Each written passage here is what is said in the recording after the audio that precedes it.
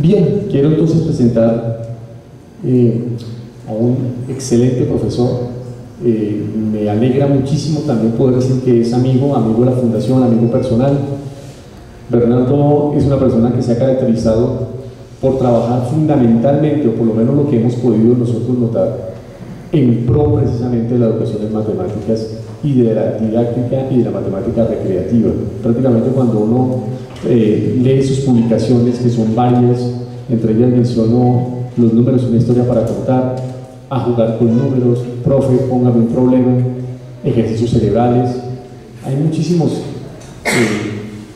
problemas que ha desarrollado Bernardo a través de estos años, y algo que nos hemos podido dar cuenta también, y por eso él seguirá siendo una persona vital para estos encuentros de matemáticas, es que le pone mucho amor a lo que hace y le encanta trabajar con estudiantes. Eso es lo que nosotros realmente podemos rescatar del profesor Bernardo. Bernardo en este momento es catedrático de la Universidad de los Andes, ¿sí? Es matemático de la Universidad de Inglaterra, ha trabajado en diversas instituciones educativas tanto dentro como fuera del país. Hoy tenemos la gran fortuna de que viene un estudiante de él de hace 20 años a acompañarlo. Es decir, hay muchísimas cosas que uno podría decir de Bernardo, pero siempre queda corto para uno poder mencionar todos sus méritos. Yo lo voy a dejar más bien que sea él quien presente el trabajo que vamos a desarrollar con ustedes el día de hoy. Con ustedes el profesor Bernardo Ricamar, bienvenidos.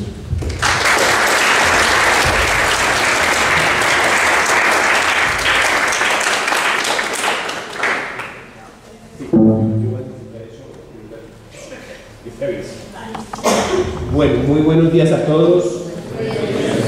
Me da mucha alegría estar aquí otra vez, que vengan y me inviten.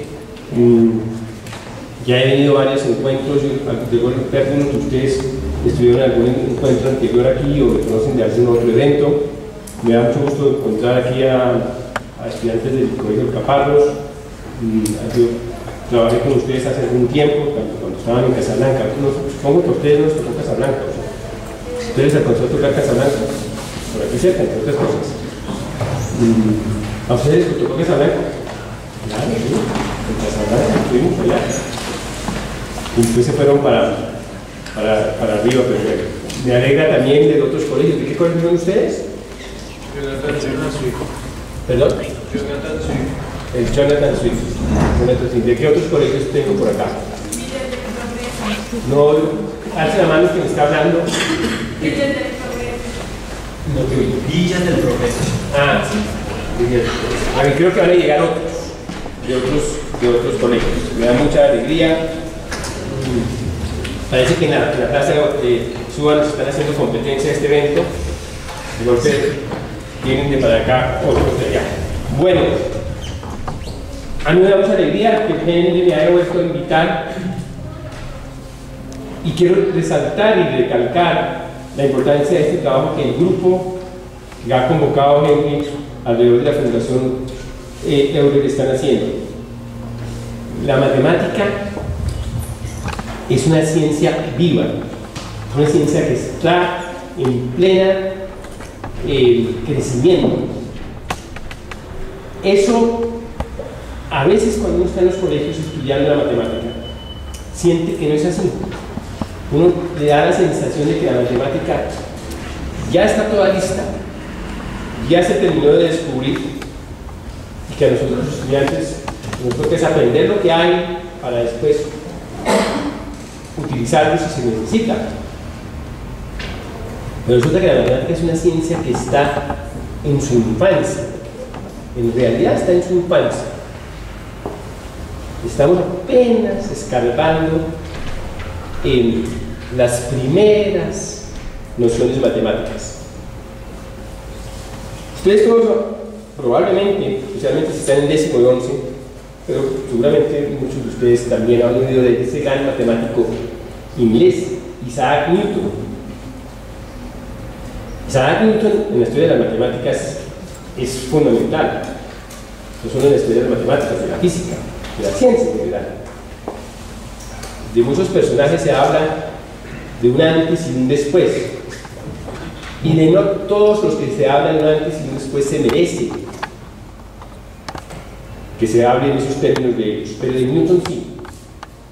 Newton no puede decir antes de Newton y después de Newton, porque con Newton hay una revolución.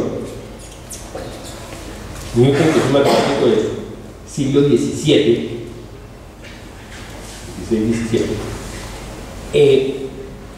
marca un antes y un después. Sin embargo, Newton, el mismo Newton, decía dos cosas fundamentales. Cuando le preguntaban, bueno, ¿usted por qué logró hacer lo que hizo? ¿A qué le debe usted sus grandes descubrimientos? Y sus grandes descubrimientos son muy importantes, ¿no? La gravitación, el cálculo infinitesimal, los estudios que hizo sobre la luz. Y Newton contestó, mire, yo hice lo que hice porque me paré sobre hombros de gigantes. ¿Y a qué se refería él con eso? Él decía, yo estudié lo que vino antes, estudié a los grandes maestros del pasado, y sobre los hombros de esos gigantes me paré yo para ver un poquito más lejos. Y así fue, pero vio bastante más lejos. Y sin embargo, con enorme humildad, al final de su vida reflexionaba sobre lo que había hecho y decía, mire, yo no fui más que un niño jugando en una playa con unas conchas y la arena que encontré, mientras que todo el océano de conocimientos yacía frente a mí, listo para ser descubierto. Pero yo solo jugaba con unas conchas ahí que me encontré en la playa. Él se daba cuenta de la inmensidad que le quedó por explorar, por entender. Y eso que era de los grandes matemáticos de toda la historia. Si a uno lo ponen a escoger 3 o 4 o 5 matemáticos fundamentales en la historia, en todas esas listas, pues quedaría Newton.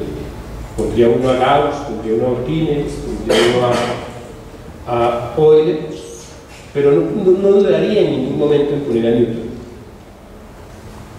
Y Newton decía, no, yo era un niño jugando en la playa con unas conchas, y enfrente de mí tenía el océano de conocimientos. Y Newton también decía, con mucha sabiduría y mucha humildad, decía, mire, yo ya hice lo que pude, y ahora es el tiempo para que otros vengan después de mí a seguir descubriendo cosas. Y sabemos que después de Newton han venido otros grandes matemáticos. Euler es uno de ellos. Leonhard Euler, un matemático que nació en Suiza, se formó en Suiza, pero después se fue a estudiar, se fue a trabajar a Alemania, después a trabajar a Rusia. Toda la matemática que ustedes estudian en el colegio, que se estudian hasta el grado 11, e inclusive la matemática que se estudia en los primeros años de la universidad, no la descubrió Euler, pero sí la organizó Euler, más o menos en la forma como todavía se estudia. Él la dejó más o menos organizada en ese orden, con esa notación, con esos ejemplos y aplicaciones. Eso dice algo bueno y algo malo sobre lo que ha pasado con las matemáticas en estos 300 años que pasan, 200 y tantos años que han pasado desde Euler. Porque desde Euler ha pasado mucho en matemáticas, sin embargo, seguimos estudiando las matemáticas de Euler, la matemática que ustedes estudian en noveno, ustedes vienen de, me imagino que están en noveno, décimo, octavo.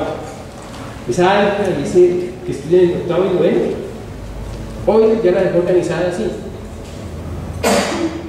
Han pasado muchas más cosas en matemáticas en estos 250 años, pero desafortunadamente la matemática contemporánea, moderna, se toma mucho tiempo en llegar a la educación básica, mucho tiempo.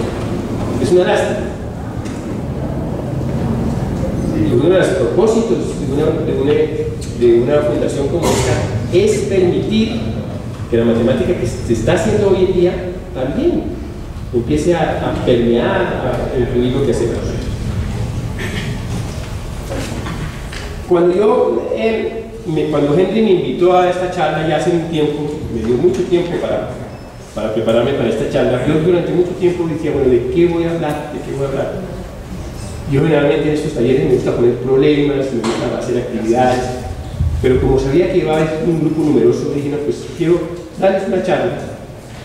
Y pensé que el tema que quería abordar era el de los números como que contamos, y sobre todo de un descubrimiento o un invento, porque uno podría decir que es un invento. En matemáticas uno tiene que ser cuidadoso de si uno descubre las cosas o las inventa. Yo soy de los que creo que en matemáticas uno descubre. Por ejemplo, uno descubre que hay una infinidad de números primos. Uno descubre el teorema de Pitágoras, no se lo inventa. El teorema de Pitágoras existe y uno lo descubre. Pero de lo que les voy a hablar hoy posiblemente sí es un invento y no un descubrimiento. Y es el sistema de numeración que utilizamos nosotros para contar, que lo llamamos el sistema indoarábico. Se lo debemos a los árabes y se lo debemos a los indios. Se lo debemos a muchas más culturas, pero a esos dos principalmente. Nace en la India, los árabes lo conocen, lo perfeccionan y lo llevan a Europa. El sistema de numeración que nosotros utilizamos es algo formidable. Y para mostrarles lo formidable que es, voy a tomar un ejemplo y voy a hablar respecto de otro tema que no tiene nada que ver, pero que lo vamos a relacionar: la población mundial. Voy a hacerles una pregunta así aquí al azar a algunos de ustedes. Un voluntario que quiera contestar una pregunta que todavía no sabe cuál es la pregunta. ¿Ninguno? Tú. Tú voluntariamente aceptas. Levanta la mano. Bueno, vas a contestar esta pregunta. ¿Cómo te llamas? Juan Camilo. ¿Cuántas son los habitantes de nuestro planeta en este momento? Más o menos. 8 millones. ¿Cuántos? 8 billones. 8 mil millones. 8 mil millones. No tenemos un marcador, no importa. No importa que no es. 8 mil millones. 8 mil millones. ¿Sí? Ese es un número bastante aproximado. Creo que no hemos llegado todavía a ese número. Creo que no hace mucho, hace unos meses, pasamos los 7 mil millones. Eso lo vamos a comprobar en este momento. Metamos en Google. Lo vamos a meter en Google y buscar una página que nos dé ese dato. La maravilla de hoy es que esas preguntas nos las contesta Google. Entonces, en un ratito vamos a meternos aquí. Pero el número sí es entre 7.000 y 8.000. Yo creo que más cercano a 7.000 millones de personas. Es un número muy grande. Es un número muy, muy grande. Otro voluntario.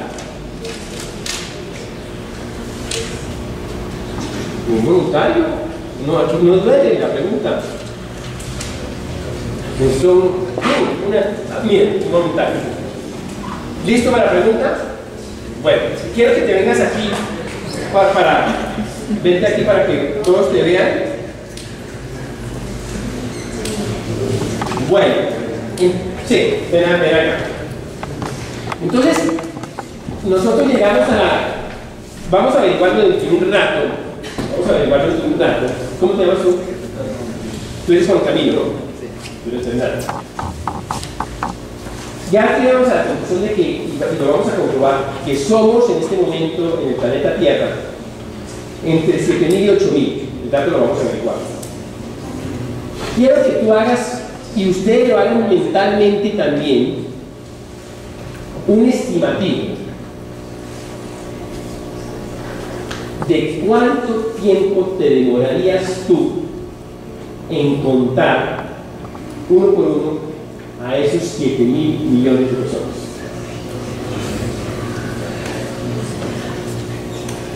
¿Cuánto te demorarías? Si yo le dijera a los 7.000 millones, mire, pasen por aquí que Fernando nos va a contar. Tú empiezas a contar. ¿Los cuentas? ¿Cuánto te demoras?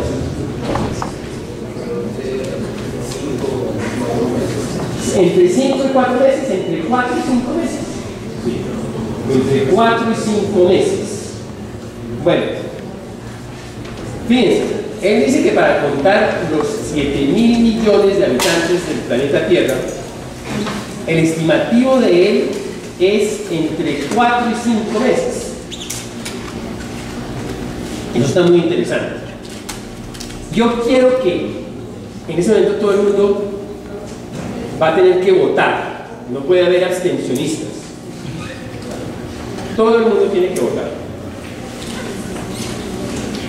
Quiero que alcen la mano los que creen que para contar a los 7.000 millones de habitantes de la Tierra se demoraría uno menos. Alzar la mano bien, no así como muerto de susto. Bien. Tú dices que se demora uno menos de los 4 o 5 meses. Los demás, sí, ¿no? Pero, ¿y los demás que no votan o qué? No, yo tengo que ver. ¿Y los demás qué pasa? Sí, los demás tienen que ser más. Ahora, los demás es que no saben cuánto se demora uno contando 7.000 millones de personas. Bueno, creo que aquí la mayoría de ustedes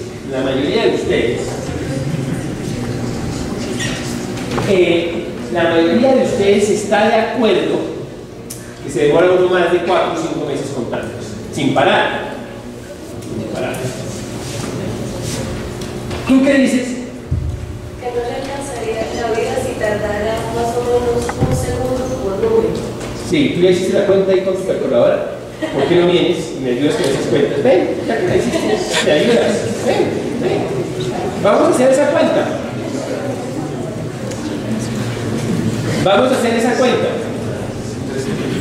Muy bien, tú hiciste ya la cuenta. Esa puede servir, sí.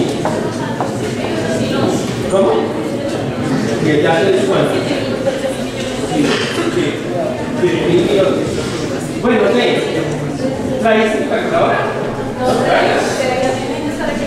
¿Traes la calculadora? Bueno, Fernando, no te vayas porque yo te necesito para más ayuda. Mire, estamos más o menos en 7.000 millones. Más o menos en 7.000 millones. A ese número se llegó según los cálculos de varias gente, como en octubre del 2008. Eso no es tan exacto. Bueno, ¿tú cómo hiciste la cuenta? Como si tardara por contar a cada persona un segundo. Sí. Ese cálculo de que uno se demora un segundo contando cada persona es un cálculo bien hecho. Yo hice el otro día el experimento, cuando hicimos un ejercicio parecido con un grupo de estudiantes, hicimos un experimento. Yo le dije a un niño que contara de 1 a 100 y medimos cuánto se demora. ¿Alguien tiene un buen cronómetro? ¿Sí? Toma un cronómetro, saca tu cronómetro y yo te voy a pedir a ti que cuentes de 1 a 100. Cuando ella te diga, párate, aquí. Cuando ella te diga, tú vas a contar de 1 a 100. Bueno, ella te va a hacer las cuentas. ¿Cuánto te demoras tú contando de 1 a 100? Vamos a suponer, vamos a un cálculo que te vas a demorar como 1 minuto, ¿verdad? Vamos a ver. Tú le dices cuándo y empiezas. 1, 2, 3, 4, 5, 6, 7, 8, 9, 10, 11, 12, 13,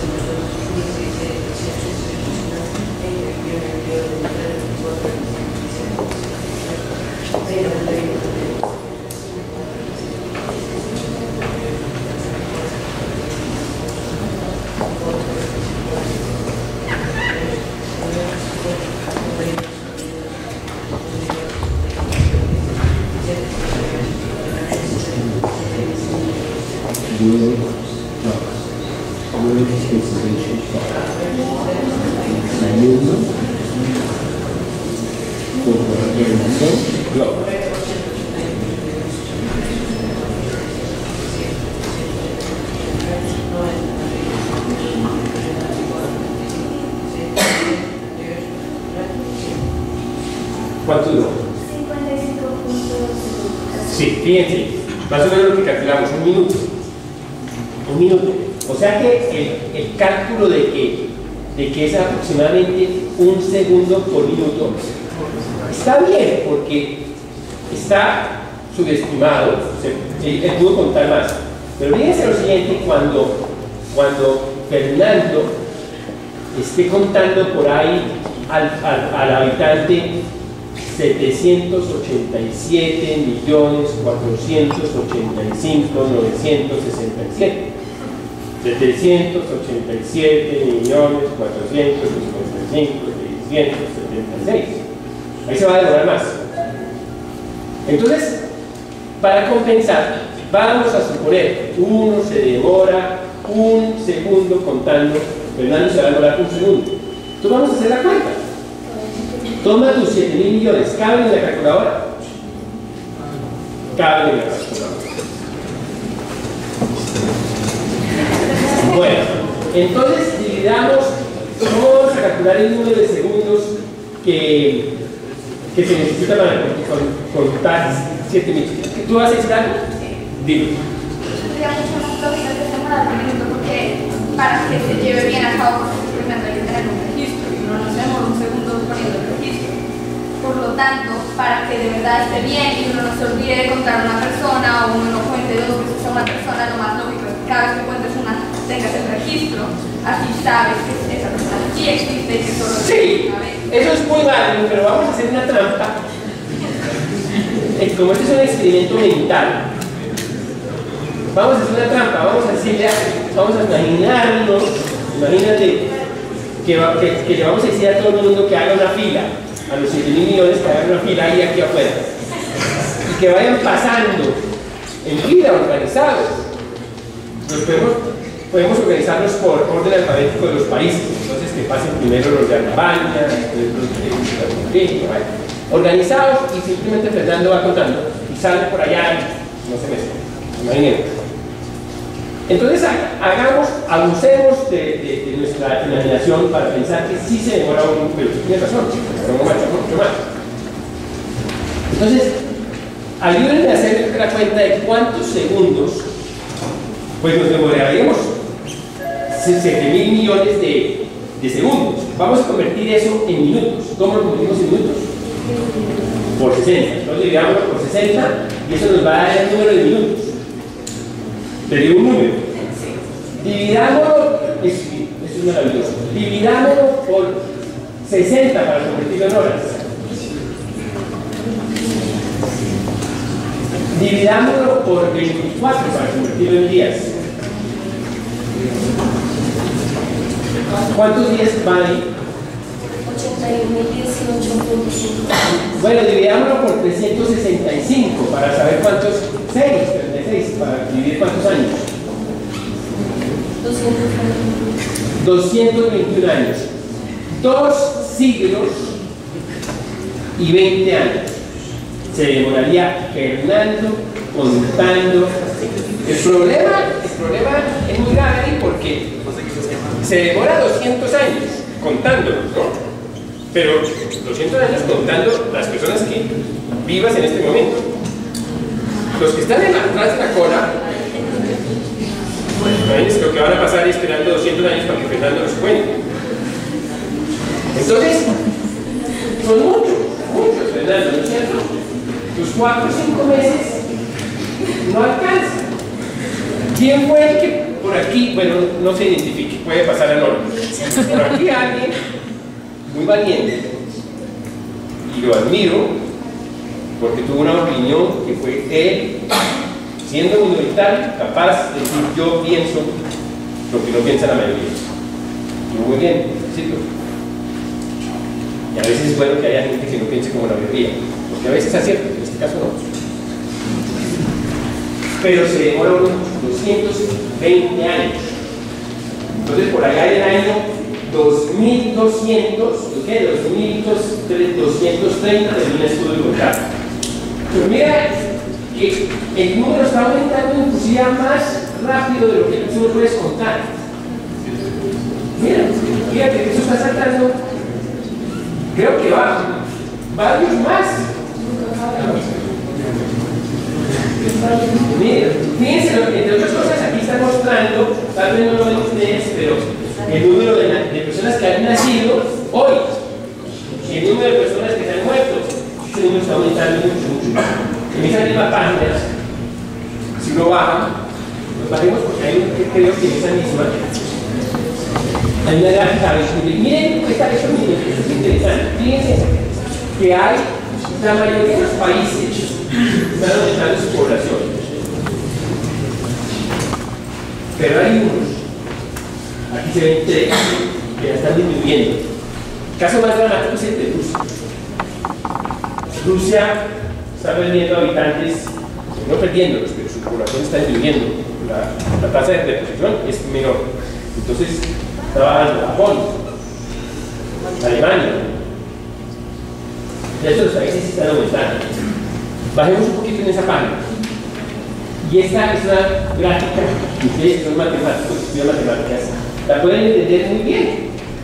Esta es la población en el mundo en distintas épocas, ¿no? Fíjense lo que pasa a partir del momento clave de la civilización, que es el desarrollo de la agricultura. Cuando arranca la agricultura, cuando empieza el hombre a cultivar la tierra y a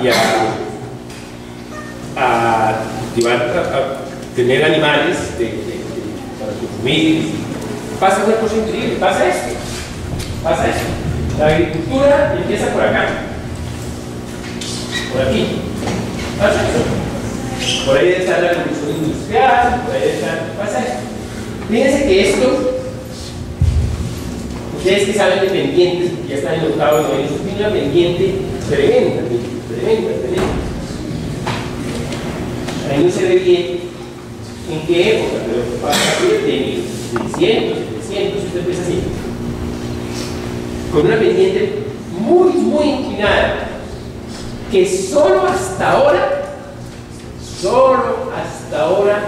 empieza un poquito a disminuir su velocidad.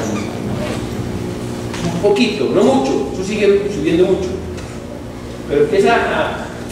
Yo no creo que en vida mía, por supuesto que no, en la de ustedes de golpe sí, eso no creo que se nivele. Yo no creo que por ahora no se va a nivelar, pero de golpe sí se disminuye un poquito.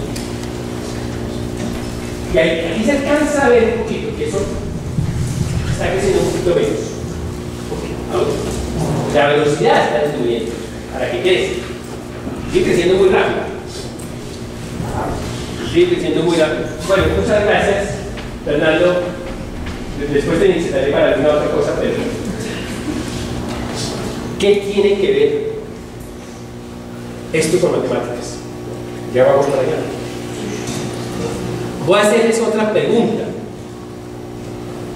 También necesito un voluntario. ¿Quién se arriesga a levantar la mano? Tú. Juan Camilo, Fernando, no te pregunté tu nombre. Lucero, tú. Juan Pablo. La pregunta, y se las hago a todos, cada uno la va a contestar, pero esta se la hago a Juan Pablo, él va a contestar en voz alta, más o menos. Juan Pablo, ¿cuántas personas ¿Cuántos seres humanos ha habido en toda la historia? Más o menos. Dime un número. Esto no debería pasar, pero pasó. ¿Cuántos? Dime un número. En este momento somos 7.000 millones. Esa es una pregunta complicada porque primero nos tocaría pues definir desde cuándo somos seres humanos, ¿no? Pero yo te voy a ayudar un poquito. Digamos que seres, tú sabes, has estudiado la historia de la evolución, que somos descendientes de una especie que ha evolucionado. Entonces supongamos,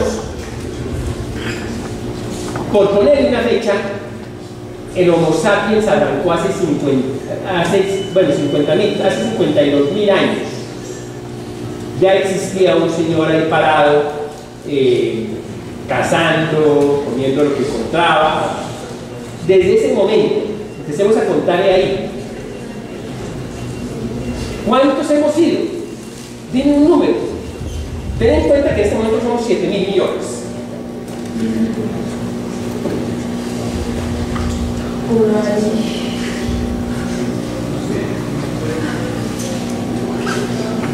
No sé, 7.000 trillones. ¿7.000 trillones?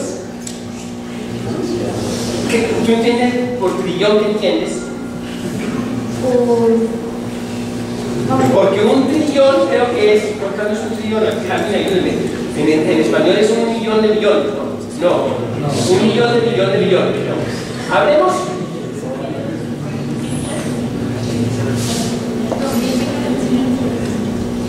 En español, 1 billón es 1 millón de millones.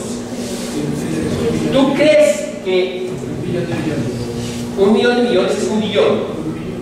Y 1 trillón sería 1 de billones. 1 millón de millones. ¿Cuánto? 1 trillón.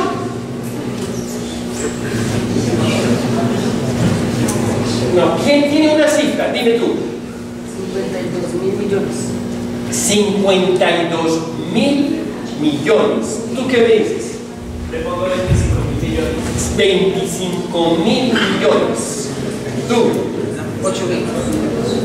8.000 millones. O sea, 8.000 millones. O sea, 1.000 millones más de los que hay ahora. Porque con ese momento somos 7.000 millones. 8 millones. ¿Cómo? ¿Cuántos? 8 billones.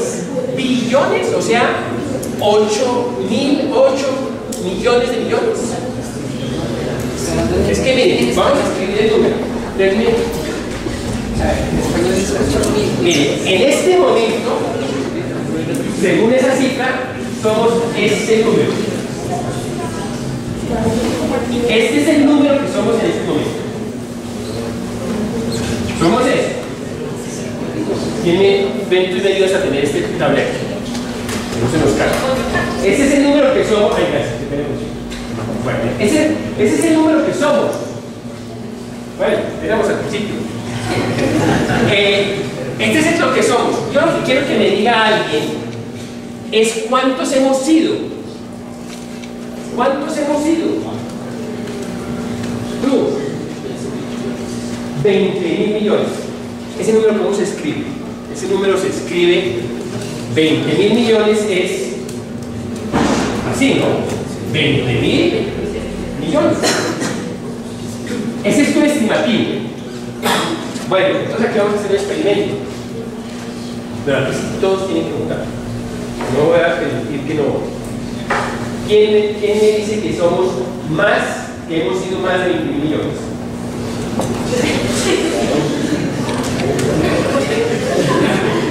¿Y quiénes dicen que hemos sido menos? Tú, ya tienes compañía. Aquí hay como 6 que dicen que hemos sido menos. Bueno, tiene otra vez, la mayoría no siempre tienen la razón, pero otra vez en este caso también. Sí hemos ido más. Yo creo que bajando encontramos ese dato. Bajando yo creo que en esa página vamos a encontrar ese dato.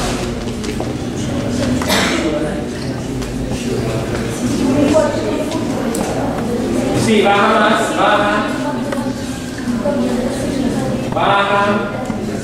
En esa página yo creo que más abajo nos van a dar ese dato. How many people have ever lived on Earth? Y ahí hablan de más o menos el cálculo que se hace es 106 mil millones. 106 mil millones. 106 mil. 106 mil. Eso es un estimativo. No es un estimativo que no es fácil de hacer. Si uno busca distintas páginas de internet, le dan distintos datos según la fuente que uno. Esta es una fuente bastante fiable, pero el número es más o menos 106 mil millones de personas ha vivido. Desde que uno hace más o menos 52.000 años, uno más o menos ya nos habíamos parado. Antes andábamos aquí, nos paramos un poquito jorobados y ya teníamos algunas herramientas de hierro. Empezábamos a cazar, teníamos las primeras palabras, mamá, papá, de golpe una palabra para el frío, una palabra para el calor, una palabra, ruidos para el dolor. Y empezamos a contar más o menos en ese momento. Y hemos sido 106 mil millones. Una pregunta, pues yo no estoy de acuerdo con ese número porque estamos hablando de ahora, digamos, de ahorita, podemos decir de este año.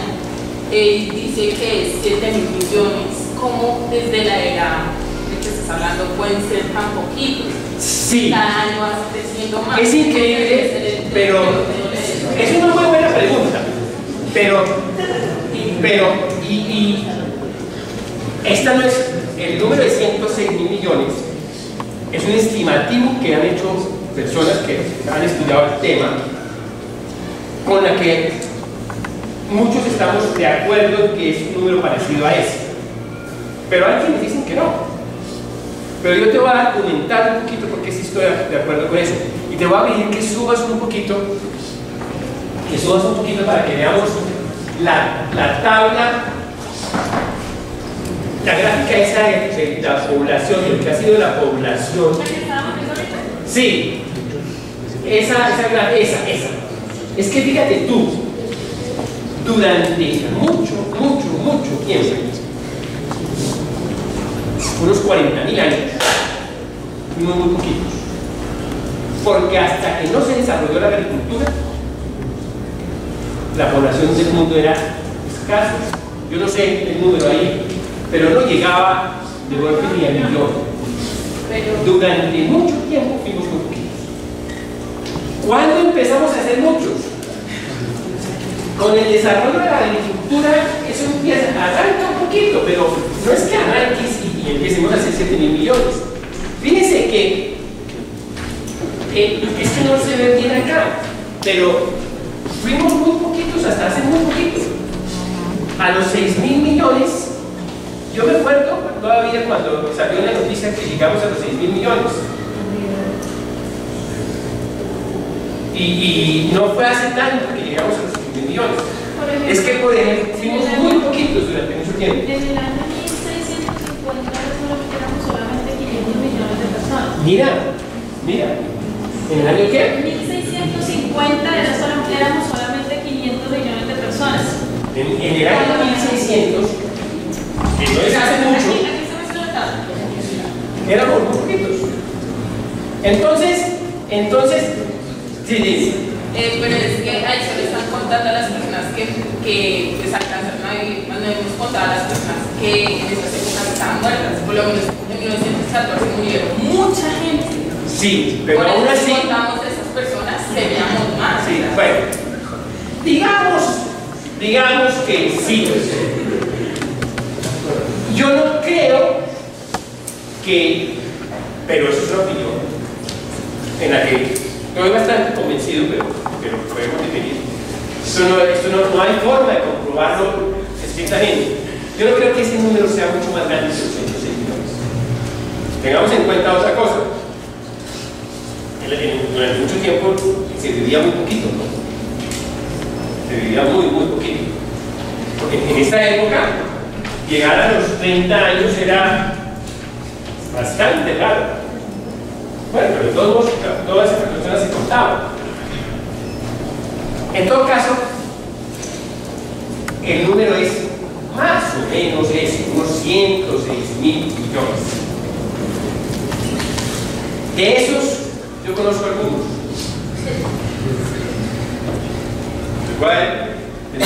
Les voy a mencionar algunos que conozco. Sócrates. No los conozco personalmente. Sócrates, Jesús, Pitágoras, Shakespeare, Nerón, Shakira, Juanes. ¿Cuántos conozco de esos? De esos 106.000 millones, ¿cuántos creen que yo conozco? Yo el otro día hice la cuenta, más o menos cuántos de esos personajes, si a mí me muestran una foto, si a mí me muestran por ejemplo una foto de William Shakespeare, yo digo, William Shakespeare, ¿tan? Es él. Ahora en el carro cuando yo venía con un amigo de Guatemala, se los presento, aquí está Henry, saca la revista, se quedó en casa. Veníamos con una revista, y yo, la revista Boca, porque la conocen, saben que lo tienen.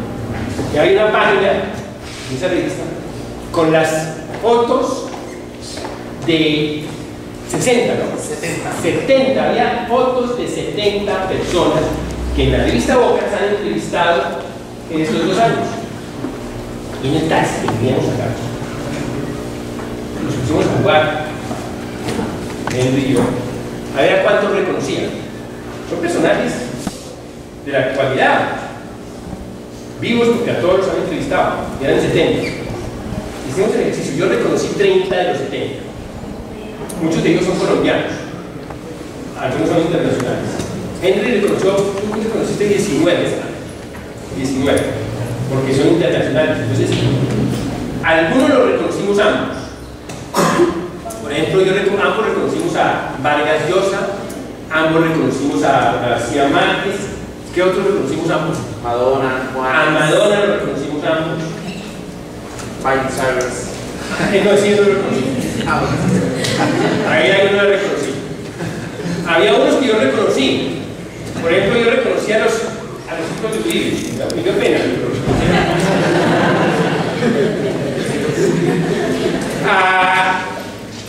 No lo reconoció Guatemala y no le quise contar quiénes son.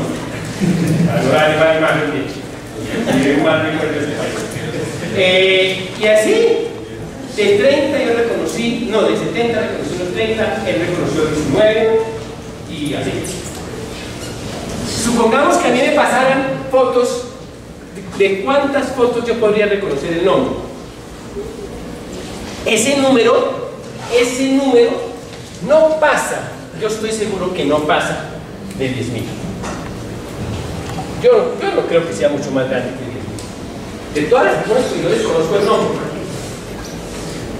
de todas las personas, que incluyen, por ejemplo, Henry Barán, Henry Niño, etc. Todos los que yo les conozco el nombre. Juan Camilo, ¿dónde está Juan Camilo? Ya te conozco el nombre. Fernando, eso los incluyo. Quién sabe si todavía mañana me recuerde, pero ahora sí. Entonces el número no creo que sea mucho más grande que 10. Exageremos. Exageremos y digamos que yo me sé el nombre de 100.000 personas. No creo. No creo que yo me sepa el nombre de 100.000 personas. ¿A qué va todo esto? A mostrarles lo increíble del sistema de numeración que nos tiene. Entonces nuestro sistema de numeración es una cosa increíble, se basa en esos 10 símbolos y se basa en esta idea genial de escribir otros símbolos. Bueno, entonces empecemos a contar. 1, 0, el 0 es en la 1. 1, 2, 3, 4, 5, 6, 7, 8, 9. Y eso lo está contando con los dedos. Llego al 10 y al 10 yo le podría poner un número, un símbolo nuevo. Digamos lo que pusieron los romanos. Y al 11 yo le podría poner un símbolo nuevo. Y a este un número nuevo, y a este un número nuevo. Pero tarde o temprano los símbolos se acaban y no me puedo inventar nuevas cosas. Entonces, ¿qué hacen los indios? No inventemos más símbolos. Con esos 9 ya defendamos. El siguiente lo va a llamar 1, 0. ¿Qué quiere decir eso? Pues quiere decir simplemente que conté hasta 10, completé los 10 y en otra parte hago una marquita para decir que ya pasé una vez por acá. Y sigo contando. Entonces sigo 11, 12, 13 y cuando llegue a 19, quiere decir, fíjense que, ¿cómo funcionaría ese sistema? Supongamos que yo estoy contando aquí, ¿qué nos van a dar del refrigerio? Sándwiches. Supongamos que yo estuviera contando los sándwiches que me van a dar del refrigerio. Me los ponen aquí. Y que no tuviera el sistema de numeración. Entonces, ¿cómo los contaría? Y tú para acá. Entonces tú vas a hacer, cuento los sándwiches, entonces voy contando los sándwiches. 1, 2, 3, 4, 5, 6. Y ya completé 10, entonces tú pones un dedo, elevas un dedo. Sigo contando. Completé los 10, otro dedo. Sigo contando. Completé los 10. Eso quiere decir que van y finalmente y llegar hasta acá. 33. ¿Por qué? 3 veces pasé por acá. Ahora, cuando somos varios, necesito el camino. Vas acá. Porque resulta que a ella, algún día, seguimos contando, contamos, llegamos a 80, pasamos a 90, a 90, seguimos contando. 100, llegamos a 100 y aquí se te acaban los dedos. Entonces, ¿qué hacemos? Tú prestas tu mano y ya tenemos 100. Tú cierras. Vamos a empezar a contar otra vez. Y seguimos contando. Y así funciona. Pero a eso no lo cierras con dedos, sino con símbolos. Entonces, ¿qué quiere decir el número 226? El número 226, 267, sería 2 tuyos, 6 tuyos y 7 tuyos. Pero a eso le damos un nombre. Ahora, fíjense que eso no hubiera funcionado sin el invento del 0. Porque el invento del 0 es el que me permite esto. 3, tú nada, y tú 7. Sin el 0, ¿cómo paso yo del 19 al 21? Entonces, muchas gracias por el 0. Aquí hay alguien de la China, a ellos tenemos que agradecerles el 0. El 0 es una cosa formidable. Y a la India y a los árabes que llevan muchas gracias mías. Los árabes que llevan esa ropa les debemos mucho.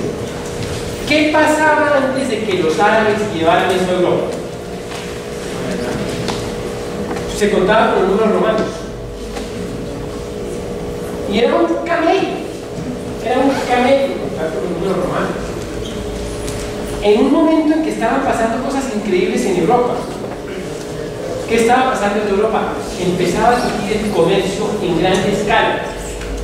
Los puertos del Mediterráneo estaban llenos de barcos transportando toda clase de productos, telas, especies, yo no sé qué más transportaban. Y empezaban a hacer esos comerciantes negocios. Y esos negocios los hacían con números romanos y era un camello. ¿Ustedes han puesto a sumar números romanos? Es un camello normal, sumar con números indoarables, con números romanos. Entonces el hijo de un comerciante que se llamaba Leonardo da Pisa. En esa época la gente no tenía nombres y apellidos. Le decían, por ejemplo, a mí me habrían llamado Narizón de Bogotá, porque buscaban alguna característica que no tenga, o el cargo de Suba.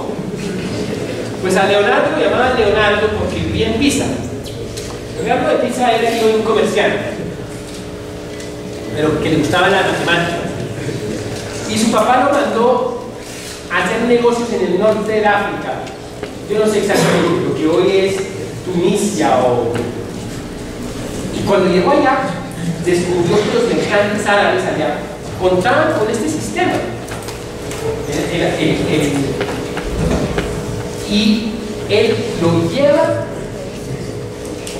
a Italia y demuestra a los comerciantes, mira, ya se cuenta de esa manera. Eso es el equivalente del iPad en ese momento. Una revolución. Cuando eso se puede hacer, los comerciantes, todos se metieron en el sistema ignorable y pudieron hacer negocios mucho más importantes. ¿Qué clase de negocios estaban haciendo los mercantes y comerciantes en esa época? Pues vendiendo sus productos, pero había uno en especial que era muy importante: asegurar sus mercancías. Porque cuando un barco salía de Venecia y lo mandaban por allá por Egipto y por el norte de África, las posibilidades de que llegaran con tormentas, con piratas, con asaltantes, eran muy remotas. Entonces alguien tuvo la idea de inventarse los seguros. Alguien dijo, mire, si usted me da tantas monedas, paga tantos kilos en monedas de oro, yo le aseguro que si su producto no llega al otro lado, le pago tantas cantidades, mucho más, de oro. Se inventó el seguro, un invento lineal. Pero eso había que calcularlo. Y ahí tocó enfrentarse a matemáticas importantes. Pero que no existían números interesantes. Leonardo da Pisa, ese es el personaje. Leonardo da Pisa. A ese señor le debemos el hecho de que llevara los números del sistema indoarábigo al norte de Europa. Después llegan los árabes, ustedes saben que los árabes llegan después a España. Eso se regó más rápido que la ECA. En nada eso estaba regado por toda Europa. Porque era un cambio vertiginoso, un progreso increíble. Y ahí arranca el comercio moderno, el Renacimiento coincide con esto, ¿no? El Renacimiento, después de esos muchos años en que la civilización se durmió, en parte se durmió porque es que no había una cosa así. Y es un sistema que no depende de la memoria para anotar cualquier número. Ustedes imagínense que los números, cada uno tuviera un número distinto, un nombre distinto. Ustedes imagínense que este número se llamara Juan Felipe Pérez Gutiérrez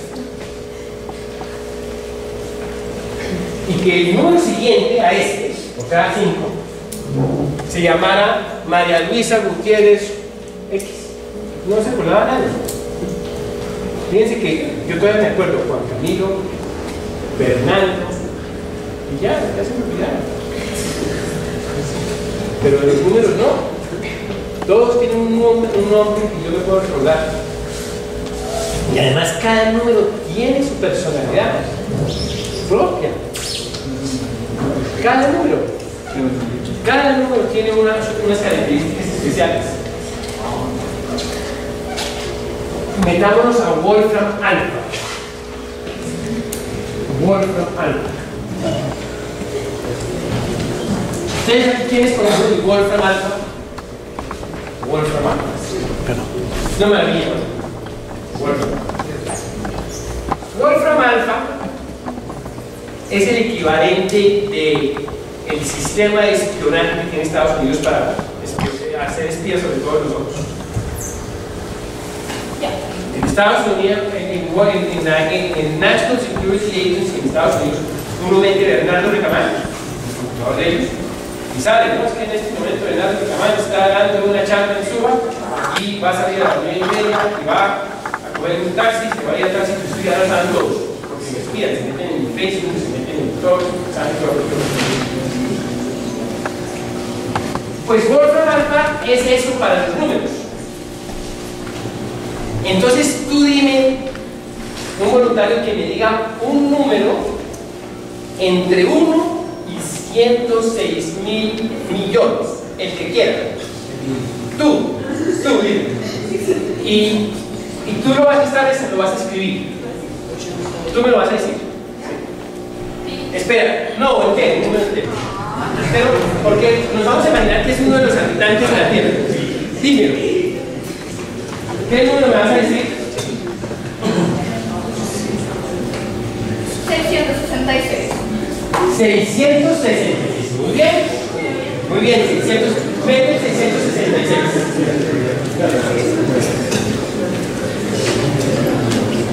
Y miren que Wolfram Alpha me va a decir todo lo que sabe sobre el 666. Me va a decir cómo se llama en inglés. ¿Dónde está? Los números, ¿dónde están? En la recta numérica están. Está acá. ¿Cómo se llama en Roma? ¿Cómo se llama en el sistema binario? ¿Cuáles son sus factores primos? Porque todo número es divisible por números primos, etc. Todo, mire, todo lo que sabe. Me dice que es par. Me dice que a qué números divide. Bueno, me dice muchas cosas. Y sobre cualquier número que yo le pregunte, él sabe todo. Eso se llama el programa de Wolfram Alpha. Wolfram Alpha es un programa increíble. Wolfram es de los que se crearon el programa matemático, ¿no? De lo que usan allá. Wolfram Alpha, por ejemplo, para graficar funciones, para todo eso es una cosa increíble. Wolfram Alpha sabe todo. Yo ya he hablado mucho y yo quiero que hablen ustedes. ¿Qué horas son? 9:50, ya usé mucho. Sí, pues tenemos unos minutos para preguntas. Bueno, yo quiero que ustedes hablen, que me hagan preguntas, algunas preguntas que tengan. A mí no me gusta hablar tanto, me gusta eso oír. ¿Algo quieren preguntar?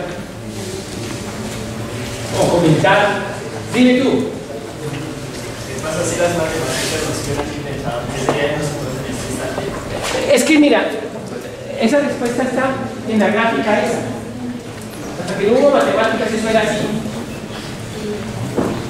Si el hombre primitivo metido en la cueva no aprende a contar, la familia se muere de hambre. De hecho, hasta que no aprendió a contar, hasta que no aprendió a cultivar, ahora no solo contar, es que necesita la ciencia, necesita sembrar, necesita controlar los ciclos de las estaciones. Fíjense que el hombre primitivo vive El hombre primitivo vive no en el trópico, donde las estaciones no son tan marcadas. El hombre primitivo vive en las planicies de África, que es al sur, y allá hay invierno y verano. Y el hombre primitivo es curioso y se pregunta, oye, ¿por qué las noches en una época son cortas y en otra época son largas? ¿Por qué hace frío y hace calor? Es que esto que tenemos aquí adentro es una cosa increíble. Y lo más increíble que esto hace es hacer preguntas. Porque cuando se hace una pregunta, va a querer la respuesta. Yo como profesor, lo que más aprecio de un estudiante es que haga preguntas, que sea curioso. Y eso es lo que caracteriza el progreso de la humanidad, que nos hacemos preguntas y buscamos respuestas. Dime tú. La pregunta, ¿cómo podemos estar seguros que el que inició inventando las matemáticas fue el hombre primitivo? ¿Y no otro ser? Mira, el hombre primitivo no es un señor que se llama Pedro Pérez. El hombre primitivo, cuando yo hablo del hombre primitivo, es un concepto amplio, del que no estoy seguro de quién estoy hablando. No lo estoy identificando. En todo caso, yo sé que la matemática no se la inventaron los griegos, no se la inventaron los romanos, no se la inventaron los mayas, sino mucho antes, poco a poco, como el lenguaje. El lenguaje no tiene un solo inventor. Es una cosa increíble. Pero nosotros sabemos muy poquito. Newton decía que él estaba todavía en la playa escarbando las primeras conchas. Pues desde Newton no es mucho más de esa playa lo que hemos conquistado. Unas poquitas joyas, conchas más conocemos. Pero el océano está todo ahí para que tú y ustedes salgan y nadie lo conozca. Estamos en la infancia de la ciencia. Estamos en la infancia de la matemática. Lo que queda por explorar. Y miren, solo hace un año, lo veía yo en CNN, solo hace un año, no estoy seguro de si lo que voy a decir es exactamente cierto, pero es aproximadamente cierto, lo pueden revisar. El primer objeto creado por el hombre salió del área de influencia de nuestra galaxia, no sé cuál es la noticia, creo que ni siquiera de nuestra galaxia, nada que haya hecho el hombre ha salido del área de influencia del Sol, algo así. No nos hemos asomado. Miren, a ustedes este número les parece increíblemente grande.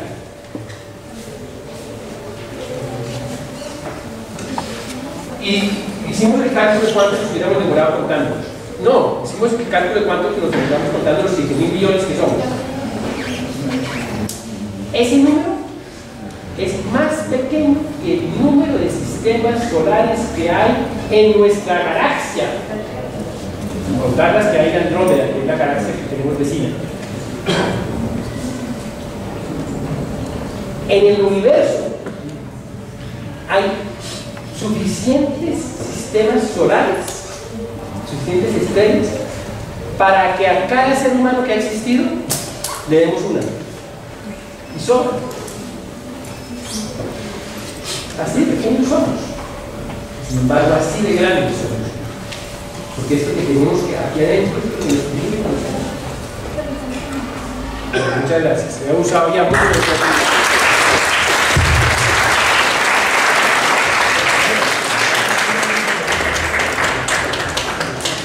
Bueno, queremos agradecer al doctor Bernardo Recamán, a Bernardo, por haber asistido el día de hoy y hacer esta ilustración acerca de la importancia de los números, que muy seguramente nos dejan reflexiones a cada uno de nosotros para seguir trabajando en lo que hacemos. Hay una cosa bonita y es que en matemáticas elementales se puede trabajar con todo el conocimiento o con el poco conocimiento que puede tener cualquiera de nosotros. Es decir, que no se necesitan conocimientos muy amplios para hacer investigaciones matemáticas o, como decimos nosotros, para engomarse con un problema. Entonces, un poco como que el llamado que hacemos es, no se necesitan títulos, no se necesitan estudios muy avanzados. Si uno quiere trabajar sobre un problema desde donde estamos, desde el curso en el que nos encontramos, vamos a encontrar suficientes problemas para trabajar. Eso es lo bonito de los números. Este es el marcador, yo quiero ponerles aquí mi nombre y mi marcador para que si alguno, o para que cualquier cosa me escriban.